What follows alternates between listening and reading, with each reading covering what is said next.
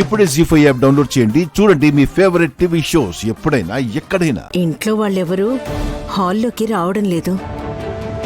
అందరూ అంత బిజీగా ఉన్నారా? సమ్మర్ కదా మమ్మీ, ఏసీ వేసుకుని రూమ్లోనే ఉంటారు. హాల్లో కూడా సెంట్రల్ ఏసీ ఉంది కదా. ఎవరూ రాలేదన్నావు? రిచ్ కిడ్ వచ్చింది చూడు.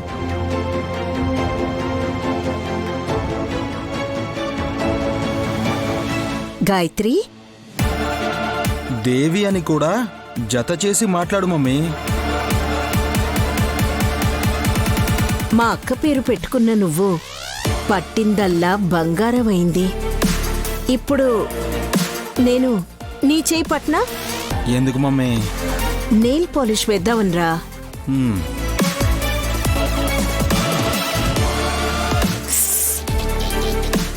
గాయత్రి ఎడం చేయి పట్టుకుంటే పర్వాలేదు, కుడి చేయి పట్టుకుందంటే భగ్గుమంటుంది. ఇప్పుడేం చేయాలి? ఐడియా. హలో, ఏంటి అలా చూస్తున్నావు? మా మమ్మీకి హ్యాండ్ ఇవ్వు. ఈ పిల్ల పెద్దయ్యాక అందరికీ చెయ్యిచ్చేలా ఉందిరా. అంత తెలివైందవుతుంది. నువ్వు నెయిల్ పాలిష్ చేయి మమ్మీ. ఆడపిల్లవి కాబట్టి ముందు ఎడమ చేతికి వేస్తాను. చెయ్యివ్వు.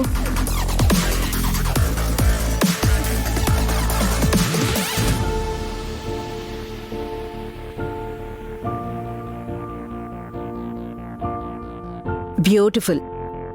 బాగుంది కదరా? అవును మమ్మీ, కోట్లు ఒడిచిపట్టిన చెయ్యి కదా, ఆ మాత్రం కలగానే ఉంటుంది. ఇప్పుడు కుడి చెయ్యి ఇటివ్వు.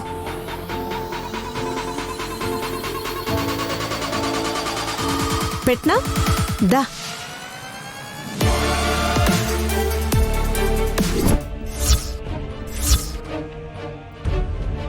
కొంపలు అంటుకుపోయే లోపే ఈ పని చేయాలి హాసిని. Come on come on. వదినా,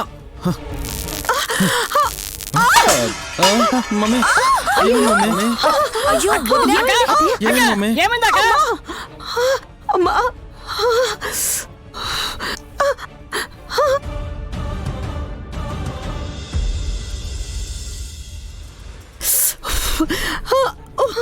ఏమైంది వదినా? ఏమైందక్క? అమ్మా ఏమైంది? అది సారీ అత్తయ్య, చెయ్యి స్లిప్ అయింది.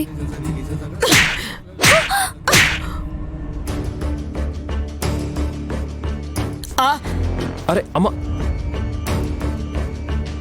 కర్పూరం చీర మీద పడితే తగలబడిపోయేదాన్ని కదే.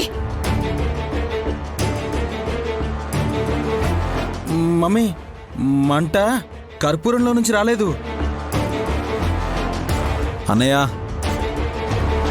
అమ్మ చెయ్యి కాలిందేమో, నువ్వు చూడు ముందు.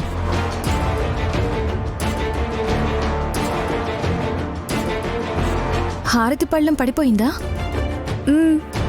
అవును చెల్లి.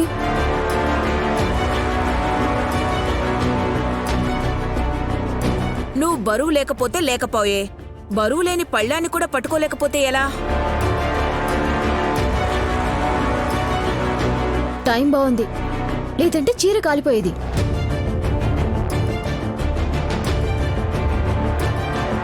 చీరదేముందమ్మా, అది పోతే ఇంకోటి కొనుక్కోవచ్చు. అత్తయ్య చేస్తే ఇంకొకరిని తీసుకురాలేం కదా అని అంటున్నారు బాబాయ్.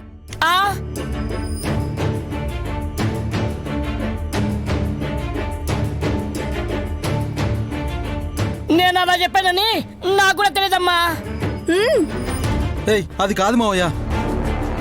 అరే, మమ్మీ చేతి మీద కర్పూరం పడి మంట వచ్చిందని అంటున్నారు మీరంతా. మంట వచ్చింది అలా కాదు. అన్నయ్య, వదిన హారతి తీసుకొస్తే తీసుకుని కళ్ళకద్దుకోకుండా మీరేం చేస్తున్నారు? అరే అరే, ముందు నన్ను చెప్పనివ్వండి రా.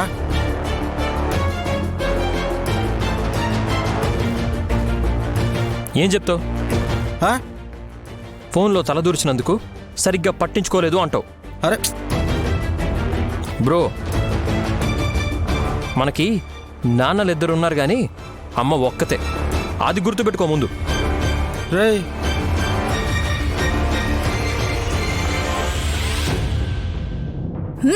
కావాలి అంటే మూడో నాన్నను కూడా తీసుకొచ్చే ప్రయత్నం చేస్తుంది మీ మమ్మీ. హే, నువ్వు నోరు మూసుకుంటావా? ఆ చెంప మీద కొట్టారు కదా అత్తయ్య, కండరాలు పనిచేయాలంటే మాట్లాడుతూనే ఉండాలి. ఛీ!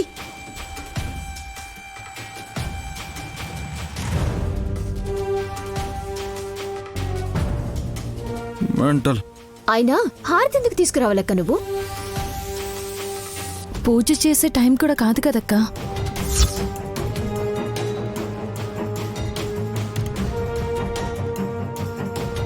పిచ్చిదిది.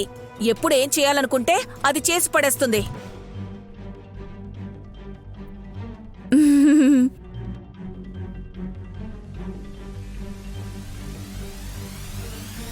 నిజంగానే పడేసింది, కానీ కావాలని చేసినదిలే.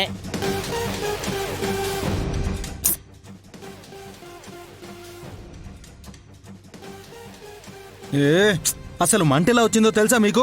ఆహా, రేయ్, అరే ఎలా వస్తే ఏంట్రా? చెయ్యి అయితే కాలింది కదా. పెద్దగా ఏం కాలేదులేండి అత్తయ్య, నీ మొహం. మాడినట్టుంది మీ వల్లే. ఏయ్ నోరు ముయ్యవే నువ్వు. మమ్మీ నువ్వన్నా విను మమ్మీ. అరే చేతి మీద కర్పూరం పడితేనే మంట వచ్చిందని నువ్వు అనుకుంటున్నావు. అన్నయ్య, ఇప్పుడు మంట గురించి రేయ్ నన్ను చెప్పనిస్తారా లేదా? చెప్పండి బావగారు. నైని, ఈ పిల్ల నీ దత్తపుత్రిక చేతి నుంచే మంట వచ్చింది.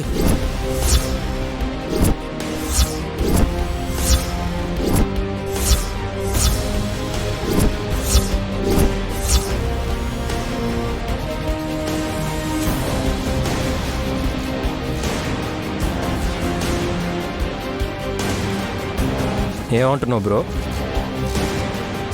గాయత్రి చేతికి మంట పుడితే తను ఏడవకుండా ఉంటుందా? రేయ్ అన్నయ్య చెప్తే అర్థం ఉండాలి. రేయ్ అర్థం లేదా? మీకు అర్థం కావట్లేదా?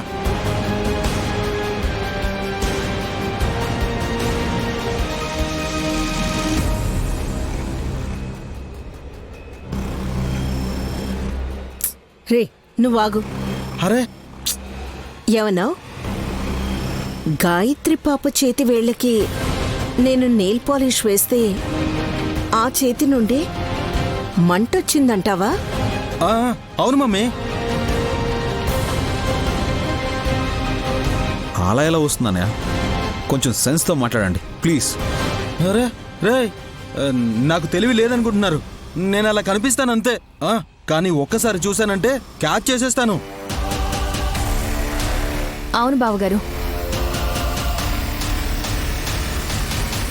మీరన్నట్టు పాప చేతి నుంచే మంట పుట్టింది.